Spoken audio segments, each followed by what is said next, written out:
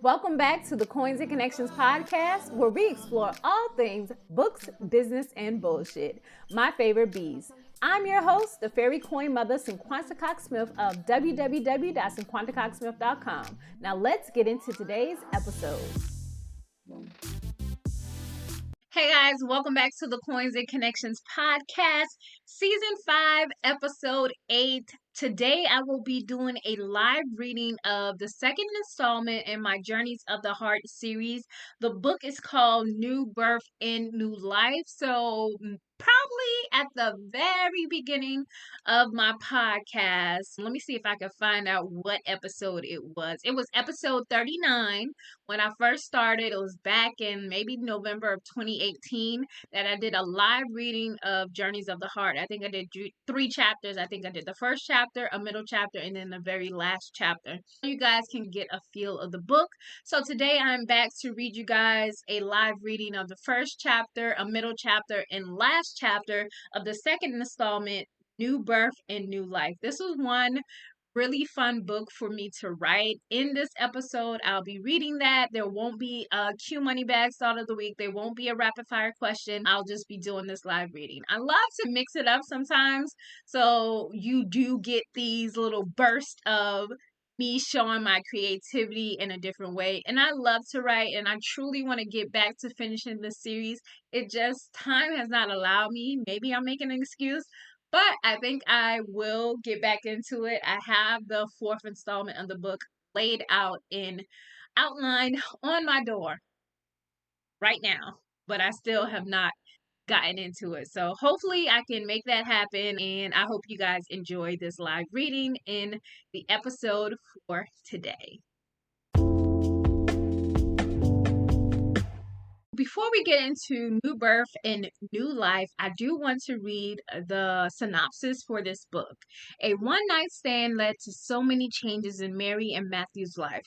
Come along and find out how they become a foundation for each other. Having a baby brings along new adventures and new struggles. What happens when your life's dynamic changes within a year? What happens when you don't know all that there is to know about your significant other? Does his personal life seekers change your feelings? What about your new budding family? Is marriage in your future? Will you two work through all of the trials that are about to head your way? Getting pregnant was just a storm. How will you get through the aftermath? Stay tuned as Mary and Matthew get ready to welcome a new baby and have their relationship shaken up. Will family stick around, or will friends be there? Now I'm going to go ahead and get into the book, chapter 1. All of my books normally leave off where the last book ended. So the prologue is normally the last chapter of the previous book. Chapter 1. Waking up to a handsome man was very different for Mary Drake, and she still hadn't quite gotten used to seeing Matthew Thomas so often. Since Las Vegas, he had kept his word. Although he primarily lived in LA, he had been to Manhattan every month and attended every appointment. Mary scratched as she rubbed her growing belly. She couldn't believe that she was now 7 months and that her daughter would soon be here. Matthew woke up as Mary was stretching. Good morning, baby. How did you sleep last night? Then he rubbed her belly. How is Daddy's little girl feeling this morning? Are you ready to get out of there and meet us? Baby, stop. That tickles, they both laughed. They still didn't do things the traditional way, as far as meeting the parents, etc. Unfortunately, Matt's parents were not too keen on the idea of him having a baby with someone whom he'd slept with only once. Matt, do you think your parents will ever come around? It's getting really close to my due date, and they haven't said whether or not they are going to visit. Baby, I already told you not to stress yourself out about it. Things will eventually work themselves out. Right now, it's all about me, you, and Michaela. Mary decided to let it go for now. But things would have to get better because as an only child, it was important to Mary that her child knew Matt's side of the family. Matt had 2 older siblings. Mason, who was a plastic surgeon in Beverly Hills, and his sister Madison, who also co-managed their family real estate business. They both finally got up and went downstairs for breakfast, mainly because Mary was craving some fresh fruits and hot cocoa. April was coming to an end, and in May, Michaela would be here. Before she knew it, as she thought about what had transpired over the last 6 months, It seemed so wonderful, and things felt like they were going to get better. Matthew would be leaving in a few days to go back to Cali, but he would be back in a week to stay for the whole month of May. Finding work wasn't as hard for him. Some of his clients were bi-coastal. Mary looked down as she was cutting her strawberries and chuckled to herself. Where can my feet go? Mary was happy that she made it 7.5 months with no scratch marks or experienced any of the crazy cravings that she'd read about in the baby books that Gina had sent her. But she could not help but think about Matt's parents. Harold and Gloria Thomas were not your average parents. Gloria's family had been in the real estate business for over 50 years. They ran a tight business.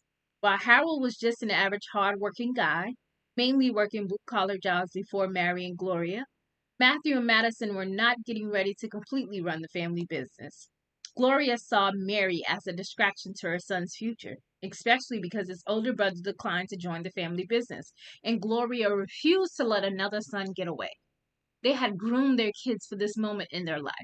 Matt attended the University of Southern California. He was a business major, and Matt followed in his grandfather's footsteps of joining Alpha Phi Alpha Fraternity, Inc. Graduating top 10 in his class and receiving a full scholarship all 4 years was just one of Matt's accomplishments. He also dedicated a lot of time volunteering with the Boys and Girls Club. Matt was a dream come true, even if he was a one-night stand. Just then, Matt was standing there waving his hands in front of Mary's face. Mary, Mary, earth to Mary. Oh, honey, I was deep in thought, all zoned out. Yeah, you were. Is the pregnancy starting to get to you, babe? Yeah, it's getting closer, and I'm a little out of it. Don't worry, babe. We're going to be great parents to Michaela, and everything will be okay. Mary smiled and realized that everything had fallen into place so unexpectedly, but it was just right. So that concludes chapter 1 of New Birth and New Life.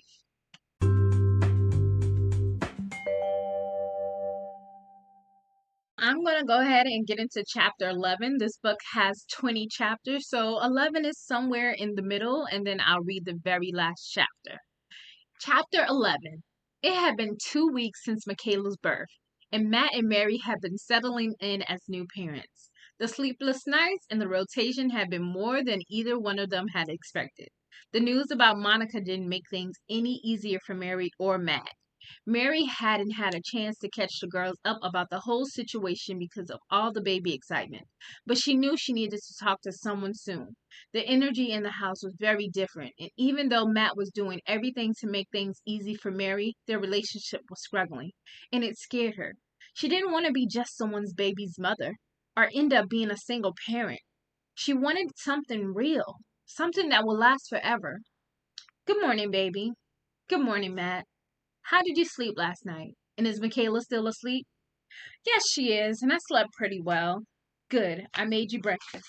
I need to go out and run a few errands before we head out to LA. Do you need me to pick up anything while I'm out? Matthew nervously asked. No, I'm fine. I sent a list to my assistant last night. She'll be stopping by soon. Okay, well, I'll see you in an hour or two. Matt leaned in to give Mary a kiss on the lips, and she turned away, and it landed on her cheek. The side eye was like a sharp steak knife, and Matt most definitely felt it. He grabbed his wallet and walked to the door with his feelings hurt. After Matt had left, Mary picked up the phone and decided to give Lily a call. She somewhat avoided calling her because she was in LA and hoped that Eric didn't tell her about this whole Monica thing. She dialed Lily's number, and on the second ring, Lily picked up. Hey, new mommy, how are you feeling, girl? Hey, Lily, I'm doing a lot better, and I'm not in as much pain. And now I'm getting a little more rest. It's been a struggle, and my house has so much tension building. What's going on, Mary? I figured maybe Eric had told you. Told me what? Told me? Told me what? Matt's ex-girlfriend Monica showed up at his condo one night while he was drunk in LA, and she performed oral sex on him. And then he put her out. Lily's mouth just dropped open, and she didn't know what to say. She sat there thinking, that darn Eric didn't even mention it to me.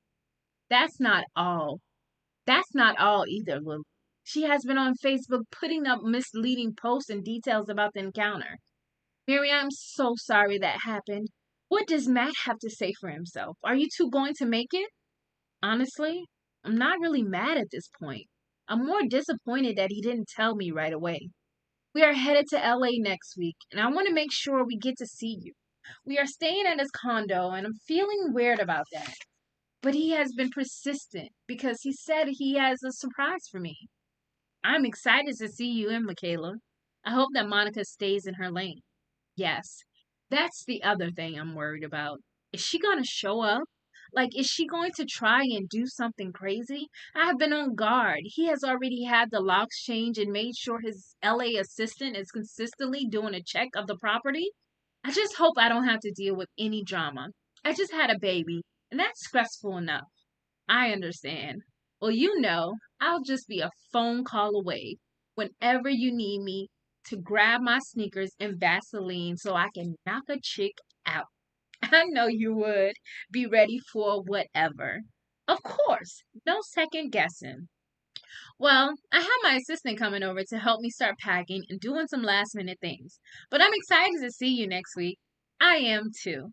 Talk to you later. And Mary, keep your head up, honey. You are a proud mother to a beautiful baby girl. Thanks, Lily. Talk to you later. Mary hung up and she felt so much better that Eric hadn't involved Lily in this drama.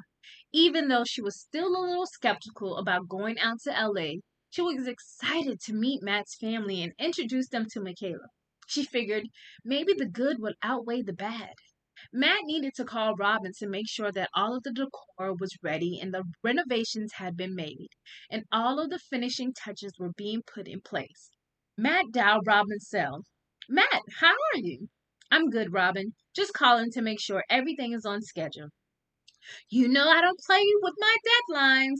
Cleaning crew will be there tomorrow, and that's it. Robin, you are amazing, and I'm so excited to see the look on her face when she sees it. Did you want me to send over final pictures? No, I want to be surprised as well. Great, Matt. You won't even recognize the place. Awesome. Thanks again. And just forward the final bill to my accountant. He will take care of it. No problem. And again, as always, pleasure working with you and your family, Matt. Of course. Take care, Robin. When Matt hung up, he felt that this trip to LA would be a breath of fresh air. And he was excited for the families to meet because Mary's parents were going to fly out as well. He had so many surprises and he knew that things would get better. He had faith in his relationship and he wanted to make sure Mary kept the faith as well. Matt sighed and smiled. And that concludes chapter 11. We are going into the last chapter of the book, which is chapter 20. Chapter 20. It was July 4th weekend, and Mary was super excited to host what will become Thomas's annual barbecue. It was a beautiful evening to celebrate with friends. Dinner was served on a terrace, and everyone was relaxed as they updated each other on new happenings. Dinner was catered by Relish Caterers, and everyone was in agreement that the mini shrimp tacos, the spring rolls, were a hit. Mary was excited to see Becca and Lisa. It was her first time viewing them as a couple, and she wanted to get all the details from Becca. Mary did notice a little bickering throughout the night between Becca and Lisa, but she didn't think too much of it. That was until Lisa made a dramatic exit and left the house. Concerned, Mary walked over to Becca to see what was happening. Becca, is everything okay? Becca looked reluctant to go into detail, but as she shook her head no, her eyes filled with tears. Mary grasped her hands and they walked into the house for privacy. We are just at a tough spot in our relationship right now. I want things to move forward, and I thought that things would be different. Well, she did give up her career so you two could be together. Isn't that what you wanted? Yes, I thought so, but now it's like I'm carrying the relationship. She doesn't have the steady income coming in, but yet she feels the need to shop and make big purchases. I'm sorry, Becca, but this sounds like you guys should try counseling. I'm telling you, it helped. Matt and I so much. I tried to mention it, but she wasn't having it. Never give up on having that conversation. Things will get better. Becca shook her head and said, well, it won't be decided now, and I'm going to ruin my night, so let's just go take shots. They got up and continued to enjoy the night. Later that night, Mary was awake by Matt getting out of bed at 2 in the morning to buzz Lisa back into the building. Mary was shocked. Selfishly, she hoped that whatever Lisa and Becca were going through wouldn't affect the festivities. The morning of the 4th, Mary was up early prepping for the barbecue later on.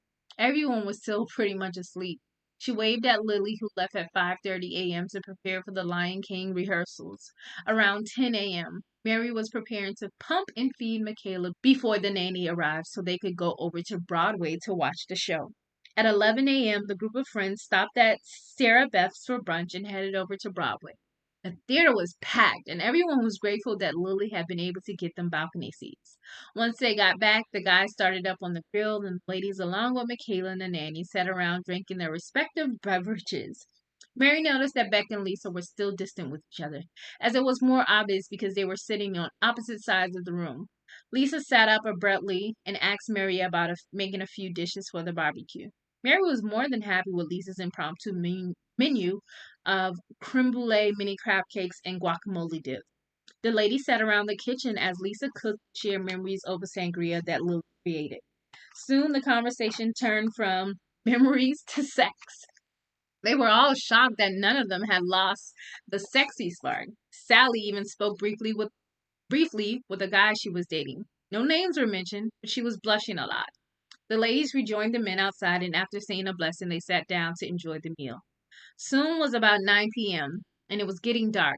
Robin stood up and turned on the beautiful tea light she had lined the terrace with. It gave the space lots of balance and a romantic feel. Mary and Matt stood to make a toast.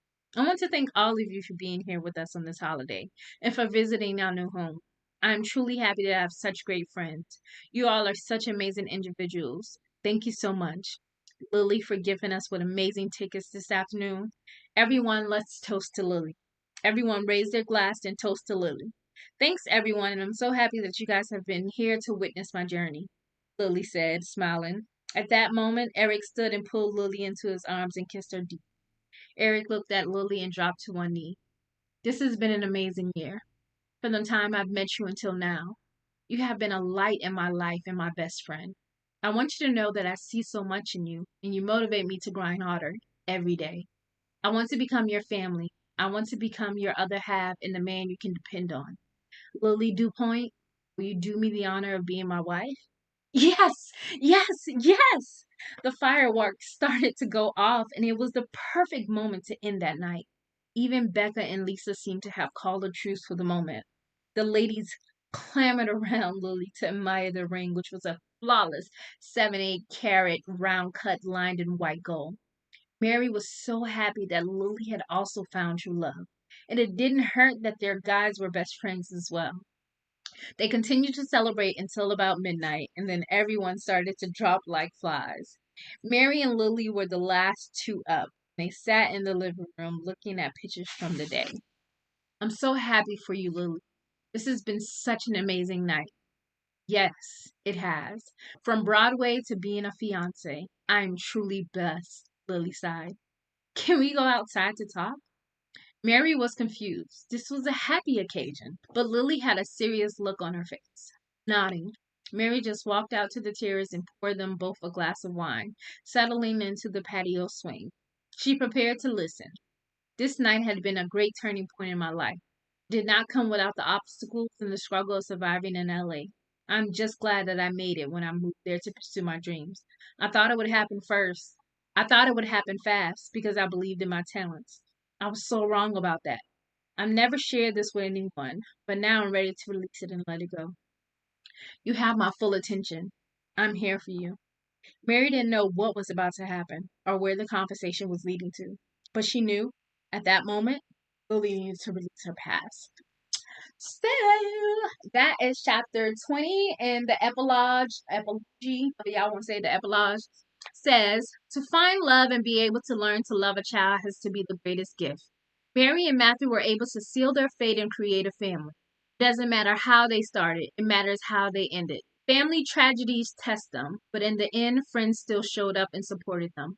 Obstacles may have popped up in their relationship, but again, it's how you handle it. You can be able to move on and forgive and forget to make a fresh start. Mary and Matthew were able to beat a lot of odds, and not everyone agreed with their relationship. That didn't stop them from creating a solid unit. Becoming one spiritually, mentally, and physically is not an easy road, but they have agreed to stay focused on them. They now have the tools to create a great future for their family. And if you guys want to purchase that book, you can go onto Amazon and type in New Birth, New Life by Cinquanta Cox-Smith. And you can get the first book in the series, which is Journeys of the Heart. And possibly next season, I'll go ahead and do the live reading of Life of a Star, which is the third installment of the Journeys of the Heart series. So I hope you guys enjoyed this episode today. And until next time.